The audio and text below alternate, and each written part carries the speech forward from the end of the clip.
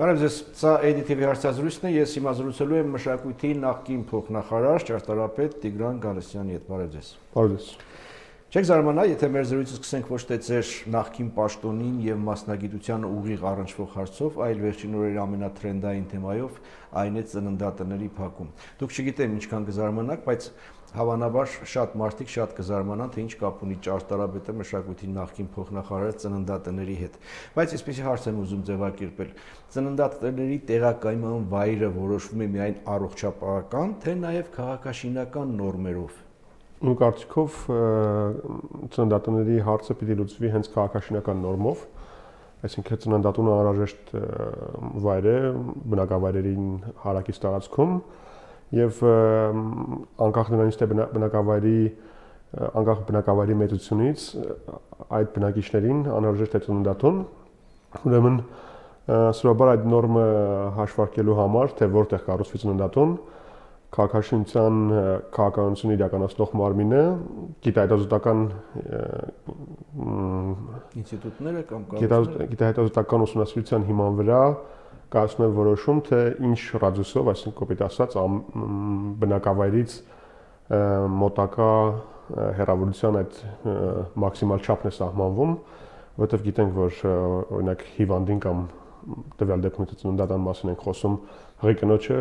մինչև հասցնել հիվանդանոց ծննդատուն որոշակի ժամանակահատված է անհրաժեշտ եւ դա պիտի ունենա մաքսիմում։ Այդտեղ պիտի առողջապահության քաղաքականություն իրականացնող մարմինը որոշի, թե ինչքան է այդ հեռավորությունը, այսինքն ինչքան ժամանակ է այն օպտիմալ ժամանակահատվածը, որը ընդունելի է մեր երկրի համար։ Դուք ասում եք զուտ տրամաբանորեն, թե կան իսկապես նման չափանիշներ, նման նորմեր, դրանք պիտի պահպանվեն։ Այո, իհարկե կան, հիմա դժվարանամ թվեր ասել այլ երկրների համար, որտեղ այս հարցը լուծված է, բայց կան ուսումնասիրություններ, տարբեր երկրներում այն տարբեր է եւ սովորաբար այդ ուսումնասիրությունը կատարվում է թե հղիության ժամանակ, ծննդաբերության ժամանակի հետևանքով ինչպիսի վիճակագրություն կա, ինչպիսի դիտարկումներ կան, այսինքն երկար հիվանդանոց տեղափոխելու պատճառով մահացության կամ հղիության խնդիրների դեպքերը ինչքան են, եւ դրանով հաշվարկվում է, թե որն է այն ընդունելի չափը, որ Հայաստանում նման ընդունված նորմեր կան, թե չկան։ Կարծես չկան, ես ուսումնասիրեցի։ Բայց առողջապահության նախարարը նախորդին իր ամբողջի ժամանակ հստակ քարտեզներ էր կազմել եւ քարտեզներով ներկայացնում էր, թե այն համայնքները, որոնցից նախատեսվում է փակել ծննդատները, ինչ հեռավորության վրա այն համայնքներից, որտեղ առաջարկվում է հղիներին տեղափոխել կիլոմետրերով եւ նախատեսված թե եւ այն ժամանակահատվածով, որ կպահանջվի հղի կնոջը տեղափոխել այս համայնքից մինչեւ այն համայնք։ Դա մոտավորապես այսպես տեղավորվում էր 20-ից 30 րոպեի սահմաններում։ Սա նորմալ բան է։ 20 րոպեն նշեմ նաև, որ ես մի քիչ ուսումնասիրեցի 3, 20 րոպեն նորմալ ժամանակահատված է համարվում ծննդաբերող կնոջը հիվանդանոց տեղափոխելու համար եվրոպական ստանդարտներով։ 20-ից մինչև 20 րոպեն համարվում է նորմալ։ 20 րոպեն։ Այո։ Տարբեր երկրներում այդ ցուցանիշը տարբեր, այսինքն տարբեր երկրների համար տարբեր Պիտի ենթադրեմ սովետական միության ժամանակ այս ծննդատները, որոնք որ սկսել են գործել, այս ծննդատներից կան 40 տարի, 45 տարի, չգիտեմ, ավելի երկար տարիներ գործող ծննդատներ, հենց այս չափանիշներով են միանշանակ այստեղ հաշվի առնվել ոչ թե ծնելիության քանակը այդ ծննդատնում, այլ հաշվի առնվել ամենահեռու բնակավայրից մաքսիմալ հեռավորություն, այսինքն եթե մենք ունենք որևէ գյուղ, որ հեռու է գտնվում շրջկենտրոնից, բայց այնտեղ կան բնակիչներ, այսինքն բնակիչները պետք է օգտվեն նույն հեռավորությունից, ինչ որ մեծ քաղաքում կամ այսինքն անկախ նրանից, որ այդ գյուղում ծնունդների քանակը շատ փոքր է, բայց քանի որ հեռու է շրջկենտրոնից, որտեղ կա ծննդատուն, այդ գյուղը պիտի ունենա։ Այո, եթե մենք չհետևենք այդ քաղաքաշինական նորմին, մենք դրա պատճառով կդատարկվի գյուղերը, այսինքն մարդիկ խուսափեն ապրել այդ տեղերում, որտեղ նրանք չունեն նույն հնարավորությունները, ինչ որ մեծ քաղաքներում։ Այսինքն ծնելիությունը ոչ միայն առողջապահական ոլորտին է վերաբերում, այլ նաև քաղաքաշինությանը։ Այո, միանշանակ։ Եվ ոչ միայն այդ հարցերը, առհասարակ ենթակառուցվածքների լինելիությունը, այսինքն թե որտեղ ինչ ենթակառուցվածք է անհրաժեշտ, միանշանակ քաղաքաշինական նորմերով պիտի համակարգվի, այլ ոչ այլ կան նորմաներ, օրինակ ասենք կարող է խանութ չլինել, դրանից կդժվարացնի մարդու կյանքը, բայց առողջապահության առնչվող խնդիրները այն խնդիրներն են, որոնք մարդուն ուղիղ անդրադառնում են, մարդու կյանքին են ուղիղ անդրադառնում եւ այստեղ մի քիչ այլ հարցեր այլ հարց ունենք։ Բայց նաեւ ես կարծում եմ, որ պարտադիր չի հենց ծննդատուն լինի, այսինքն առանձնացված հիվանդանոց, կարող է լինել ընդհանուր հիվանդանոց կամ պոլիկլինիկա, որը կարողանում է։ Դե հիմա էլ է բժշկական կենտրոն, որն ունի ծննդաբերական այդ բաժանմունքը եւ այլն։ Լավ, հաջորդ խնդիրը Արամի 23, ճիշտն ասած, այս մասին որոշեցի հենց ձեզ հետ խոսել նաեւ, քանի որ նախորդին խոսում էի մայստրո Տիգրան Հեկեկյանի հետ, այդ ամբողջ պատմությունը պատմեց, մի խճճված բարդ պատմություն, տպավորություն ստացա, թե բոլոր կողմերը եւ մշակույթի նախարարություն եւ Երևանի քաղաքապետարան եւ այն մյուս ընկերությունները կարծես թե շահագրգռված են, որ այս շենքը փրկվի, շենքը վերակառուցվի, շենքը շարունակի գոյություն ունենալ, բայց շենքը համառորեն ու հետեւողականորեն չի վերականգնվում եւ բավական աղետալի վիճակում է։ Հարցազրույցին պատրաստվելիս նաև անդրադարձա, որ այն ժամանակ, երբ դուք մշակույթի փոխնախարարն էիք եւ շենքը արդեն աղետալի վիճակում էր, այցելել էիք եւ հենց հայտարարել էիք, թե որևէ մեկը թող չկասկածի, որ այդ շենքը կանգուն է մնալու։ Հիմա նախկին փոխնախարարը սխալվեց եւ Հին Երևան եւ այն մյուս կազմակերպությունը NMC կազմակերպությունը ճիշտ էին։ Ուրեմն իմ հայտարարությունը վերաբերում է նրան, որ այդ շենքը չի ապամոնտաժվել, այսինքն որևէ մեկին թույլտվություն չի տրվելու այդ շենքը ապամոնտաժել, ինչպես դա արվել է նախկինում օրինակ Աֆրիկյանների տան հետ կամ մյուս շենքերի հետ, այսինքն ես դա նկատի ունեի, որ շենքը կանգուն է մնալու, իսկ հիմա էլ եմ պնդում, որ շենքը կանգուն է մնալու Հայաստանի Հանրապետության օրենքներին։ Թեկուզ մի պատը փլված եւ փլված պատը կվերականգնվի, կարծում եմ, եթե հետևենք Հայաստանի Հանրապետության։ Հավատում եք, որ կվերականգնվի։ Ես միշտ դրական կողմին եմ։ Դե հա, այսպես դրական լինել լավ է, բայց թե ես ամբողջ գործընթացներին դուք այն ժամանակ խոհանոցին էիք ծանոթ, հիմա չգիտեմ այս պահի խոհանոցին ծանոթ եք թե չէ, բայց ի՞նչն է տալիս նման լավատեսության հիմք, երբ որ այդ աղմուկից ինչքան ժամանակ է անցել, այսինքն պատը փլվելուց ինչքան ժամանակ է անցել եւ կարծես թե ամեն ինչ մնում է նույն իրավիճակին։ Այո, ուրեմն Հայաստանի օրենքով հուշարձանի տեղափոխումը սահմանափակվում է, այսինքն տեղափոխման համար միայն բնական արհավիրքները, որոնց դեմ մարդ չի կարող պայքարել, այդ դեպքում է հնարավոր շենքը տեղափոխել, օրինակ ջրհեղեղ, չգիտեմ, ջրի մակարդակի բարձրացում եւ այլն, որ այն սահք, լեռան սահք եւ այլն, իսկ այն դեպքերում, երբ որ մարդը ունակ է դրա դեմ պայքարել, 14 թվականին օրենքի մեջ փոփոխություն եղավ եւ գերակաշահով, այսինքն բիզնես նպատակներով շենքը հնարավոր չէ ապամոնտաժել, հետագայում կառուցել։ Նաեւ նշեմ, որ որոշ քաղաքացիներ այս ոլորտային մասնագետներ չեն եւ բարձ է, որ այդ բարձաբանման կարիք ունեն, նաեւ շենքը, երբ որ հուշարձան շենքը, երբ որ քանդվում է, այսինքն ապամոնտաժվում է, հետո ճակատային քարերը պահպանվում են, այսինքն հուշարձանային բեկորները օգտագործվում են որպես ֆասադի վրա, այսինքն ճակատի վրա ճակատը փակելու համար, դա հուշարձանի պահպանություն չի ամենևին եւ ես նաեւ այս նկատի ունեի, որ այս շենքը կանգուն է մնալու, այսինքն մնալու է իր կառուցվածքով եւ իր փոփոխությունները միայն պիտի լինեն հուշարձանի շահից, այսինքն նախագծի մեջ կարող են փոփոխություններ լինեն եւ շենքը իր հուշարձանի արժեքով մնա։ Լավ, մի քիչ բացեք այդ խոհանոցը։ Բացեմ, փորձեմ, ցավում եմ, որ Տիգրան Հեկեկյանի հարցազրույցը չեմ լսել մայստրոյի, նա բավականին վաղուց խնդրի մեջ է, այսինքն ամեն մի դետալ, ամեն մանրամասնություն գիտի, որպեսզի չկրկնվեմ, այսինքն նույն բանը չասեմ, ինչ որ արդեն նշել եմ։ Ուրեմն շենքի պատի քանդվելու պատճառը ինչն էր, հարակից շինարարական աշխատանքներ էին ընթանում, փոսորակ էր փորվել, բավականին մեծ, եւ հաշվի չէր առնվել քաղաքաշինական նորմերը, նույնպես, որ հիմքը կավային հողեր եւ այդպես ուղղահայաց չէր կարելի անմիջապես պատի տակ փորել։ Այդքան մոտ այդ ուղղահայաց մի խոսքով այդ նորմերը խախտվել են։ Եվ կառուցապատողը արտարում էր, որ ինքը ուներ շինթույլտվություն, այսինքն փորելուց առաջ նա ստացել էր թույլտվություն Երևանի համայնքապետարանի կողմից այն ժամանակ, կարծում 17 թվականին էր ստացել թույլտվությունը կամ 16, հիմա դժվար եմ հիշել։ Ուրեմն այդ շինթույլտվությամբ կատարել էր շինարարական աշխատանքներ, փորման աշխատանքներ եւ դրա պատճառով պատը դարձել էր վթարային, այսինքն շինարարական աշխատանքներն էլ ընդհատվեցին հենց դրա պատճառով, որ ներքևում հնարավոր չէր մարդկային։ Այնինչ եղել է, այդ մասին մայստրոն էլ պատմեց։ Հիմա ինչ հույսեր կան, որ այդ շենքը կփրկվի, կվերակառուցվի, կվերանորոգվի։ Նաև մայիսում պատմեց իտալական կոնսուլտատի կողմից նախագիծը քաղաքապետարանը կնքեց եւ որևէ բան տեղի չշարժվեց։ Ես հասկանում եմ, որ կան մարդիկ, որ կոպիտ ասած այս դեպքում ներդրողները, որոնք ցանկանում են այս հարցը լուծել ոչ թե քանդելով, այլ քանդվելու պայմաններում, այսինքն թողնելով շենքը քանդվի, դե արդեն իրավիճակի հետ հաշվի նստել, որ արդեն քանդվել է շենքը։ Իսկ ինչքան ցկցկվի խնդրի լուծումը, այնքան մեծ է հավանականությունը, որ այդ շենքի մյուս պատերն էլ կաժանանան փլված պատճառակատագրին, չի լինի շենքը, չի լինի խնդիրը։ Միանշանակ եւ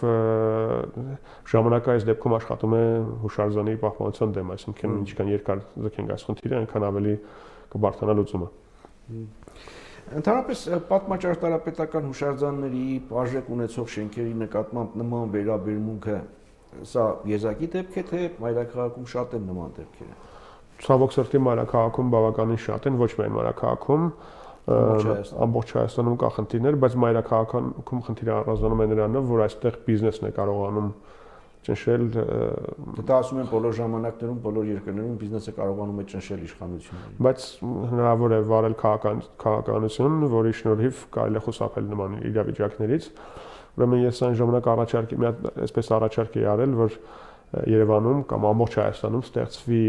հարկային գոտիների քաղաքականություն, այսինքն փորձենք այն մեծ ներդրողներին ուղղորդել դեպի Երևանի կենտրոնից դուրս եւ մշակվի հարկային քաղաքականություն, փորձեմ մի քանի բառով բացատրել ձեզ, մշակվի հարկային քաղաքականություն, որտեղ կենտրոնում ավելի գրավիչ վայրերում լինի ավելի բարձր հարկային ցուցանիշ, ինչքան կենտրոնից դուրս գանք, այդքան ինչնի, այսինքն այն թաղամասերը, որոնք գրավիչ են, որտեղ ավելի շահագրգռված են ներդրումներ անել, այդտեղ լինի ավելի բարձր հարկային քաղաքականություն, իսկ այն թաղամասերը, որտեղ ավելի ցածր է։ Ասենք կենտրոնում շատ ավելի թանկ լինի հարկերը, քան Դավիթաշենում կամ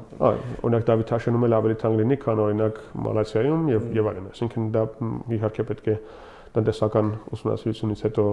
որոշել, բայց օրինակ Երևանում ավելի թանկ լինի հարկերը, քան Երևանից դուրս։ Եվ դրա միջոցով մենք կարող ենք հասնել նաեւ ապակենտրոնացման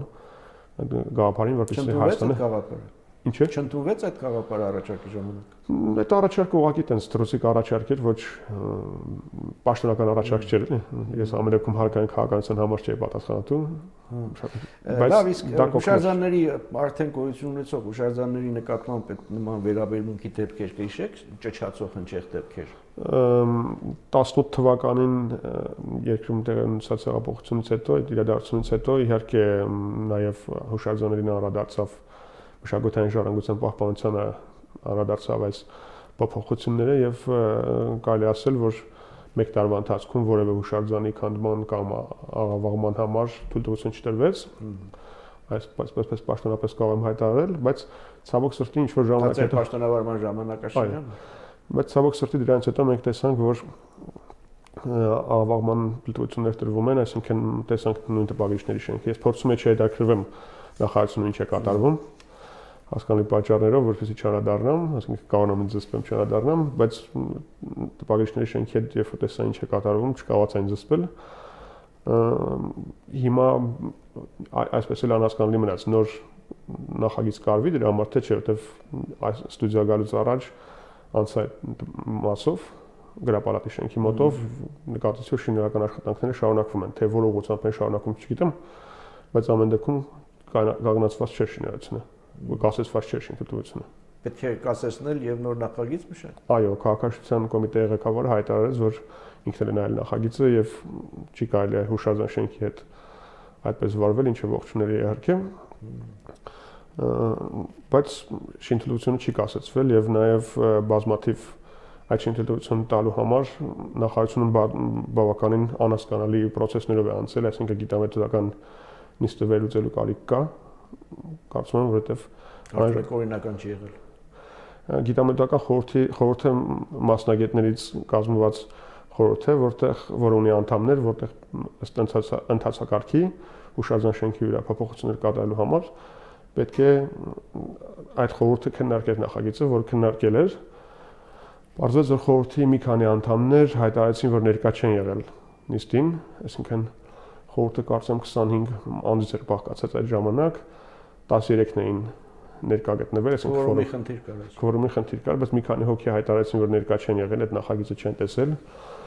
Նաև ըստ գիտամետական խորհրդի կարգի այն ժամանակվա գործող հետագայում փոխեցին, խորհրդի անդամ կարող է լինել միայն հուշարձանների ոլորտի մասնագետ, փորձառու մասնագետ, այսինքն ճարտարապետ, հնագետ, պատմաբան, բայց խորհրդում կար մարդ, այսինքն բողնախարի տեսքով, որ ոլորտային մասնագետ չէր, եւ նաեւ խորհուրդ ունի նախագահող, ով չէր վարել այդ նիստը, եւ նախագահի փոխարինող կա, նաեւ տեղակալ կա նախագահի, եւ նախագահի բացակայության պարագայում տեղակալը պիտի վարեր, բայց վարել էր այլ փոխնախարար եւ դա էր անհասկանալի, նաեւ արձանագրության մեջ այն էր հետաքրքիր, որ քվեարկություն տեղի չէր ունեցել։ Այսինքն ինչ-որ կարծիքներ էին հայտնել, բայց չէր քվեարկվել, այսինքն նույնիսկ եթե 10 հոգի կամ նույնիսկ եթե ընդունենք 13 հոգի մասնակցել էր, բայց քվեարկություն տեղի չէր ունեցել, ոնց էին որոշել, որ կարելի է տալ փոփոխություններին համաձայնություն, եւ նաեւ քանի որ հանրապետական նշանակության հուշարձան էր, անհրաժեշտ էր կառավարության որոշում, որը չկար, նաեւ լրագրողը հարցում էր, ասեցին շուտով կլինի, դա էլ անհասկանալի պատասխան էր, եւ հիմնավորումն էր անհասկանալի, որ հիմնավորում էին այնպես, որ դե ջուր էր կաթում, բոբորսնած էին պատերը, մենք բազմաթիվ միջնադարային եկեղեցիներ ունենք կամ ամրոցներ ունենք, կամուրջներ ունենք, որտեղ մամուր է աճում, ջուր է կաթում, հույսով եմ նույն ճակատին չեն արժանանալ նույն տրամաբանությամբ, բայց այստեղ նաեւ մարդկանց մոտ տպավորություն է ստեղծվում, թե օրինակ իմ տեսակետը նաեւ որ հուշարձանը փոփոխել չի կարելի, ոչ իհարկե հուշարձանը ոչ թե չի կարելի, այլ անհրաժեշտ է փոփոխել, հարմարացնել ներկայիս պահանջներին,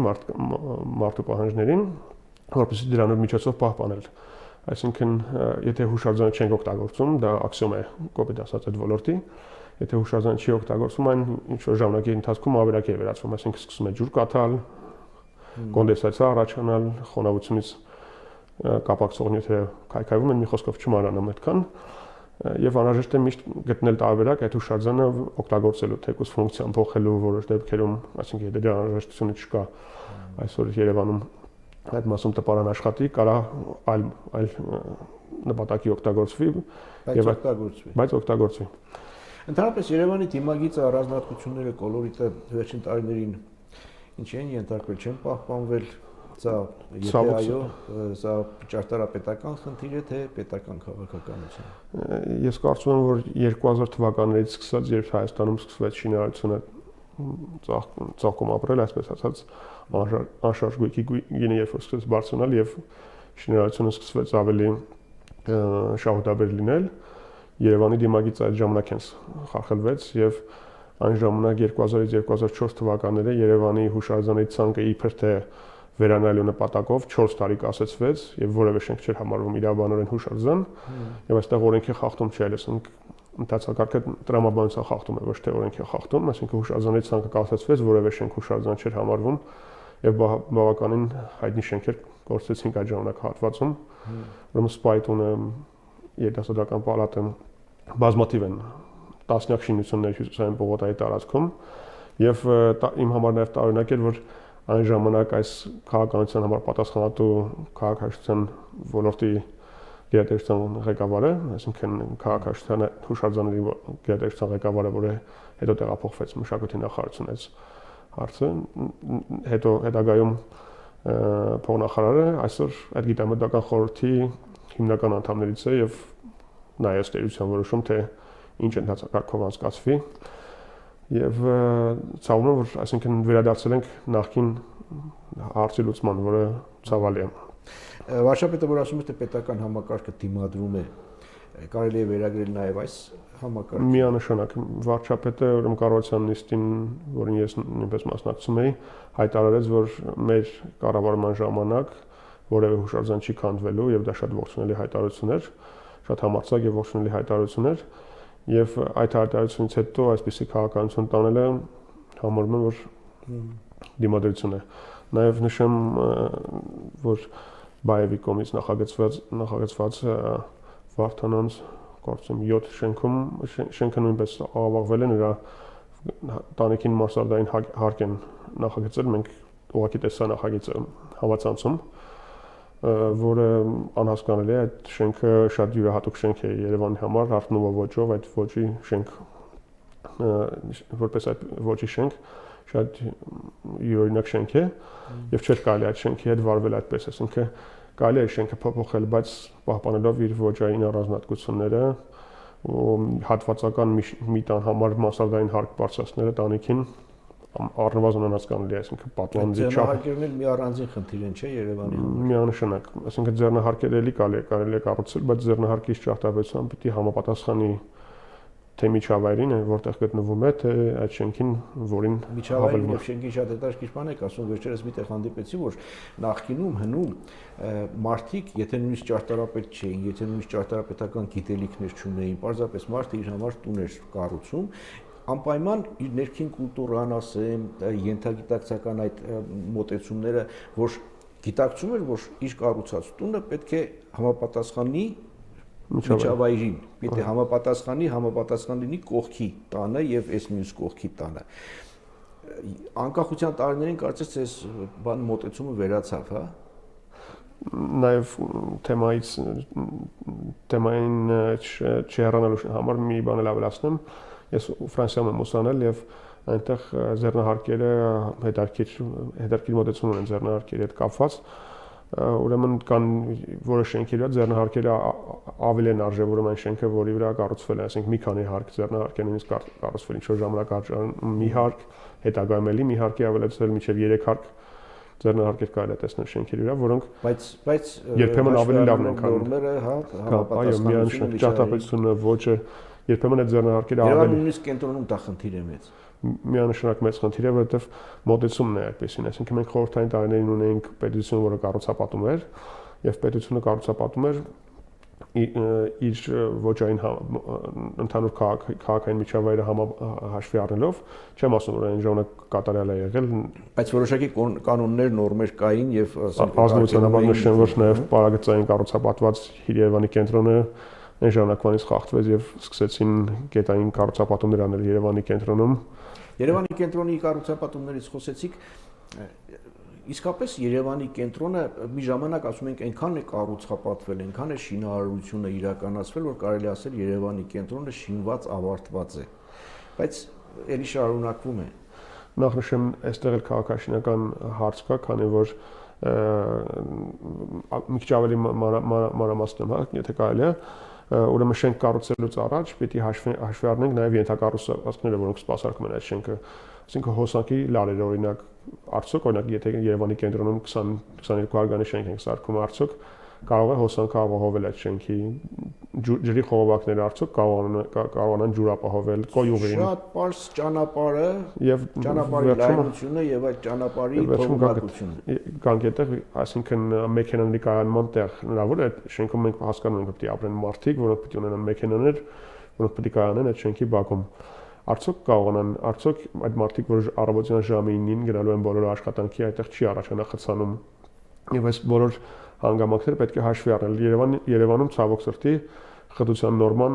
գրեթե չի պահպանվում, այսինքն կարող է այդ նորման հնարացած է, այսինքն վերանայման կարիք ունի, նաև այդ նորման հաշվարկվել է։ Բայց սովետականության ժամանակ երբ որ կառուցվել է այդ նույն կենտրոնը, այդ նույն փողոցների լայնությունը, կայանման տեղերը, չգիտեմ, թողունակություն եւ այլն որոշակի նորմերով, չափերով կառուցվել են, չէ՞։ Հիմա այդ նույն փողոցի վրա մեկ էլ բարձրարկել են խոյանում, ինչպես ասում եք, մարդիկ, մեքենաներ կայանելու հնարավորություն։ Նախ պիտի ստուգել ենթակառուցվածքները համապատասխանեցվել են այդ հարկայնության կառուցապատման թե ոչ, սկսած կոյուղուց, հոսանքից ջրից, վերջացած փողոցների լայնությամբ, թե հիմա փոխվել է նաև մարդու կենցաղ, այսինքն դա խորհրդային միության ժամանակաշրջանում կարող է 5 ընտանիքից մեկը մեքենա ունենալ, մի մեքենա, հիմա կարող է 5 ընտանիքում բոլորը մի քանի մեքենա նույնիսկ ունենան եւ նաև այդ աշխատանքի գնալը, գալը, այսինքն այդ բանն էլ փոխվել է մարդու կենցաղը, նույնը չի ինչ որ տարիներ առաջ էր, նաև հաշվի առնենք, որ կենտրոնում մեքենաների քանակն էլ է փոխվել, բացի այն շենքում ապրող մարդկանցից, նաև այդ փողոցից այլ մարդիկ են օգտվում։ Միանշանակ պետք է վերանայել խտության ցուցանիշները, խտության քաղաքաշինական նորմերը եւ տանել դեպի այդ քաղաքաշինական նորմերի պահպանմանը, որովհետեւ հիմա ստացվում է, որ քաղաքաշինական նորմերը չեն գոյություն ունեն նորմեր խտության համար, բայց չեն գործում, այսինքն այս դեպքում միևնույն է տրվում է թույլտվություն, քանի հաշվի առնվում, որ կառուցապատման շարունակականությունը կարևոր է եւ ես դրա կողմնակիցն եմ, այսինքն հնչում են երբեմն որ Երևանի կենտրոնը պետք է փակել, այնտեղ թույլ չտալ կառուցապատեն, ես դրա կողմնակից չեմ, չի կարելի երբեք, այսինքն շինարարությունը կենթանի քաղաքը կենթանի պահելու համար է եւ դադարեցվի մենք լուրջ խնդիրներ կունենանք, բայց պետք է շինարարությունը տանել դեպի այն ինչ որ մենք ուզում ենք, այսինքն եթե մենք ինչ ենք ուզում պատկերացնենք, օրինակ 10 տարի հետո, 20 տարի հետո Երևանի կենտրոնում ինչ ենք ուզում տեսնենք եւ միայն այդ ուղղությամբ տարվի։ Այսինքն գոտեվորման նախագիծ արվի Երևանի համար եւ այդ գոտեվորման նախագծին առանց շեղումների հետևելով միայն կառուցապատում իրականացվի։ Իսկ եթե հարկային իմ ասած քաղաքականությունը գործի իմ կարծիքով կնվազի նաեւ կենտրոնում ապրելու այդ ձգտումը եւ հնարավոր է նաեւ գոյանան այլ բիզնես կենտրոններ, ինչպես շատ քաղաքներում է եղել, այսինքն մենք ունենք օրինակ, չեմ ունենք Փարիզ, որ կա իր պատմական կենտրոնով, բայց դեֆանսի տղամասը, որտեղ այսինքն բիզնես կենտրոն է առաջանում, նույն Մոսկվայում այդ քայլն գնացին, Մոսկվա City, որ կառուցեցին, բիզնեսը տեղափոխվեց այնտեղ։ Եվ բազմաթիվ քաղաքներում են այս քայլին գնացել, նույնիսկ միջնադարից սկսած, այսինքն կան քաղաքներ եվրոպական, հիմա անուններ չնշեմ, բայց որ կենտրոն տեղափոխվել, այսինքն մենք ունենք 5 կենտրոն, ավելի 5 կենտրոն, ավելի 5 կենտրոն եւ հավանաբար կենտրոն տեղափոխել է ամենաօպտիմալ ճանապարհն է քաղաքային միջավայրը պահպանելու համար, պատմական շերտերը պահպանելու համար, որովհետեւ միշտ բիզնեսը կարողանում է գտնել ճանապարհ, թե ինչպես ազդել իշխանությունների վրա եւ նույնիսկ բացարձակ լեգիտիմություն ունեցող իշխանության վրա մենք հասկանում ենք, որ կարող է ազդել բիզնեսը, որովհետեւ բիզնեսը կարևոր է երկիրը պահպանելու համար։ Հայաստանում քիչ քաղաքներ, բնակավայրեր կան, որ պահպանվել է հին ճարտարապետությունը, քաղաքաշինությունը։ Բավականին ցավոք սրտի ավելի լավ կլիներ, որ ավելի շատ լիներ եւ այդ քաղաքներում էլ օրինակ եթե դիտարկենք Գորիսը, Գյումրին, այնտեղ էլ լիարժեքորեն չի պահպանվում, մենք տեսնում ենք, որ կարող է յուրահատուկ ճարտարապետություն ունեցող Գորիսի այտենց քաղաքային միջավայր ունեցող ճարտարապետության մեջ մեկը վերցնի եւ իր շենքը սվաղի առանց հասկանալու թե ինչ է անում էլի, այսինքն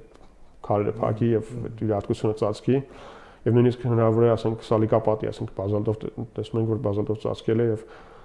դրանով փչացել է, այսինքն այստեղ գալիս է նաեւ մասնագիտական խնդիր, այսինքն մարդկանց բացատրելու որ սա լավ չի ինչ որ կատարվում է, այսինքն մարդիկ երբեմն իրենց կարծիքով լավ բան են անում, այսինքն իրենք միտված չեն լինում որ վատ բան անեն, օրինակ Աբովյան փողոցի եւ Բյուզանդի խաչմերուկում պիցերիա կա, անունը չնշեմ, չեմ հիշում, բայց սև տուֆով շենք է եւ նրա վրա շատ մեծ անհամապատասխան լուսամփոփներ են ավելացվել, որոնք իրենց մասշտաբով եւ իրենց համաչափությամբ իրենց ոճով ընդհանրապես չեն համապատասխանում այդ շենքին եւ ի դեպ ժամանակ դատախազություն են ուղարկվել, պահանջելով որ հանեն այդ լուսամփոփները, բայց ցավոք սրտի չեն հանվել եւ չգիտեմ։ Երևանը հարմարավետ քաղաք է համարում։ Երևանը բավականին հարմարավետ քաղաք է համարում, եթե մենք շարունակենք ավելի կազմակերպված առաջ գնալ, իմ